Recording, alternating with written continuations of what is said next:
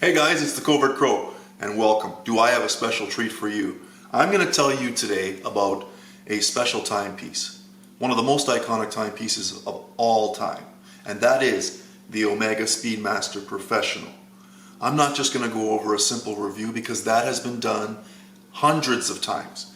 I'm going to tell you what makes this vintage Speedmaster Professional so special to me, and why, as an enthusiast, I can pass that message on to you if you're looking to pick up a vintage timepiece. So why don't we jump into it? One small step for man,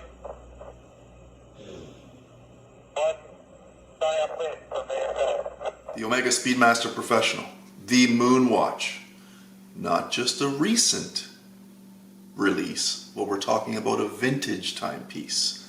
So this model here that I will cover off for you, I'll just dive into it a little bit with regards to the specs because we all know the specs. The thing hasn't changed for decades with the exception of some limited timepieces that were released. But yeah, we'll cover off the case, we'll cover off the size, we'll cover off the straps and the options that come with it. And then we'll also talk about the movement and the model specifications, but only briefly. And then we'll get moving on to why this one was so special. So I've been looking for years for this particular timepiece to join my collection because I've been quite fond of not only NASA and the program over the years as a kid growing up and hearing the stories, but then also the release of Apollo 13 with Tom Hanks. You know, Kevin Bacon and Bill Paxton, they did a fabulous job recreating that story for us. Holy cow, I've never seen, as an enthusiast, a timepiece that has more history and more of an impact on, well, humankind as we know it. It actually went into saving the lives of 3 astronauts coming from, obviously, outer space into our Earth atmosphere, right? And if it wasn't for the timing using this chronograph during that space mission, Apollo 13, those gentlemen probably wouldn't have made it. So that just speaks to the accuracy and the impact that this watch had on that whole mission. As you can see in the movie.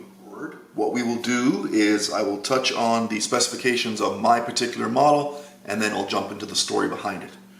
So as you're all aware, the Omega Speedmaster Professional 42mm stainless steel case.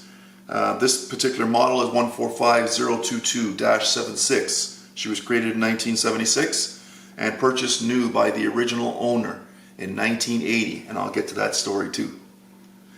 This has the Calibre 861 movement, which was the newest movement created after the original 321, dating back to the 70s.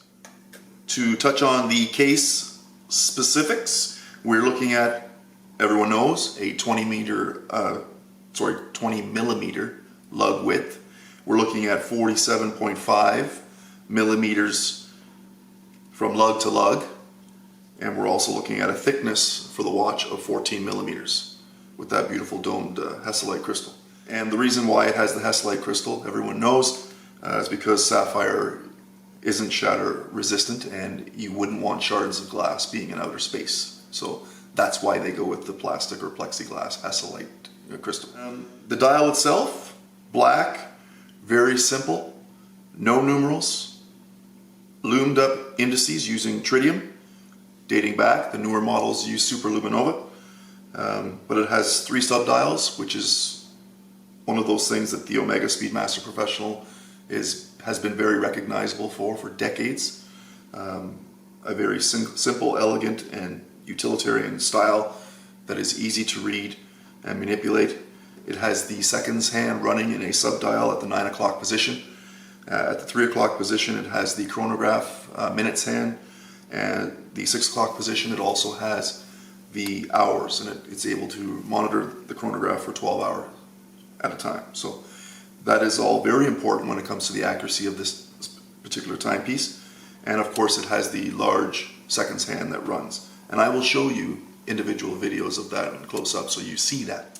The movement, like I mentioned, is the Calibre 861 for my particular model. 17 joules manual wind movement, runs at around 21,600 vibrations per hour.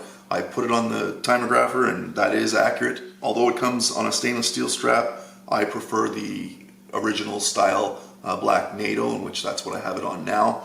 I do have the original Omega strap as well, or bracelet as well. But with regards to the manual winding, which some people may see that as a negative for this particular watch, you have to understand, this is a tool piece that was sent to outer space. It had to pass 11, that's right, 11 tests, right? And it was the only watch to do that, right? That allowed for this watch to then travel and be sort of qualified by NASA to be on all manned space missions. Obviously, if you have a rotor and automatic movement system for a mechanical watch, that may not be working in zero gravity. Quite simple. So that's why a manual wound will allow that spring to be wound up and force the watch to wind properly and accurately. The watch also has the closed caseback, screw-down caseback, and once again, also may sometimes be seen as a negative or con, is the fact that it has a limited water resistance of 50 meters. Come on, let's be real. If you're going to go jump in the water, why wouldn't you put on the PAM 104, right? Right? 300 meters depth, water resistance, no problem. Here, that's not what this was built for, right? So it could be seen as a con, but that's not what it's for, right? It's quite simple. Utilitarian tool watch used for outer space, right? And originally designed for race car driving, right? So race car drivers and enthusiasts or all around the racing world would have this because of the timepiece's accuracy and that chronograph, right, which is spectacular. But once again, you're nowhere near water, right? So why would that water resistance be an issue when the purpose of the watch being created was not to be used around water? Also on the back, we have the symbol, which is engraved with the hippocampus symbol, as well as obviously flight qualified by NASA for all manned space missions and the first watch worn on the moon. Bam! Right there engraved on the back, and I'll show you that close up there for you. The outside tachometer bezel, awesome. Kind of an icon when it comes to this watch in particular, because it initially started with a stainless steel ring back in the early 60s. And then it was created, I believe don't quote me on that, but in the early 60s it changed to the black outer aluminum ring, which made it a lot more visible, which is perfect. And my understanding of the tachometer, which I didn't understand at first, because it wasn't something that I was really interested in until I looked closely at the watch a few years back. And it was one of those things where I'm like, wow, what do you use that for? Because it is an ultimate tool watch, and it was, designed for auto racing and speed and whatnot. So the best way I can explain it that I've learned is that basically the tachometer measures units per hour, and I'll show you the close-up of that dial and that bezel so you understand that. I did a test when I was driving down the street, believe it or not. After I picked up the watch and I was wearing it for a few weeks, I decided to do my own little test. So I'm in my car driving down the street. I passed a mile marker, or a kilometer marker in my case where I was, and I hit the chronograph. Bam, go. When I got to the next kilometer marker, I stopped using the top pusher, and it measured 30 seconds. Well, when you follow the tachometer around the dial, the outside of the dial, that time of 30 seconds represented how fast I went from A to B. And when I read the tachometer, it showed me 120. Well, when I looked down at the speedometer on the car, it was exactly a digital readout of 120 kilometers an hour. So that's how it measures units per hour, kilometers per hour, based on speed. Excellent. Something I didn't know many years ago, but something you learn as you become an enthusiast and you get into these things. And of course, this was one of my grail watches, and I just was fortunate enough to get it at this point in my life. So this particular timepiece is an icon and is known around the world, right? I don't know of another timepiece that has impacted the watch culture as well as an organization or a country, and for that matter, humankind. It's one of those things, like I mentioned, where if you're a collector or an enthusiast, it might need to be a staple in every person's collection. It's that good. Whether it be a vintage piece or whether it be a new release piece or a special edition piece or whatever it might be, it's how it speaks to you, right? So let's get into that. So I'm looking through online, doing my searches. I come across this particular model, which is one of the models that I was looking at, the 145022, It didn't matter if it was 76 or 79 or 80 or 67 whenever it was produced. I knew I wanted the 145022, and I knew I wanted the Calibre 861 movement. Why? Because one, it's my choice, it's what I like, and it's what is best suited for me. So that includes budget. You're looking at a Calibre 321, you're looking at thousands and thousands and thousands of dollars above my range, right? So you have to understand that. So when I looked at the story regarding this one, the gentleman who published it for sale online had mentioned that it was a gift for his father in 1980 for his retirement. Purchased new. And that would kind of fit with regards to this timepiece being created in 76 with that serial number or model number and the caliber of the movement inside. So I knew that there was some accuracy there. In researching further and asking some questions and corresponding with the seller, I learned that his father had passed away in 1996 and that he wasn't a collector, he wasn't into timepieces.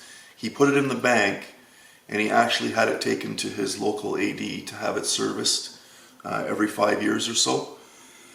But he never wore it, and he just left it in there until he decided to put it up for sale. And what happened was he came into a period of his life where he said, you know what, the watch isn't doing me any good, so I'm going to put it out there for someone else to grab. And that just happened to that just happened to be me at the right place at the right time. So let me get into this email that I received and bring you up to speed with what really was the tipping moment for me in making the purchase of my vintage Omega Speedmaster Professional. I have it right here. It's on the email. A little bit of a history for you. My father graduated from UC Berkeley with a degree in engineering. Had a great job keeping the diesel engines working on the tugboats for a specific area in the United States. One day, two slick Navy recruiters came in shiny uniforms and asked if he would be interested in joining the Navy Reserve. He asked, what would it cost? And they said, well, it's free. Well, if it's free, I'll do it, this gentleman's father said. 2 months later, he was in another area of the United States at submarine school, taking care of diesel engines as an engineering officer. He went to the war. He spent parts of the war in the South Pacific, based out of Australia, and ended up with a Navy Cross and 3 Purple Hearts. Then he got married and had kids. That's where I come into the equation.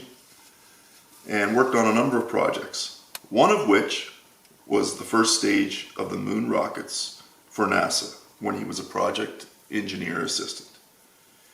He was proud of the moon landing and was overjoyed with his purchase. Correction. He was proud of the moon landing and was overjoyed with the watch. Functional, well built, and you had to wind it by hand every day.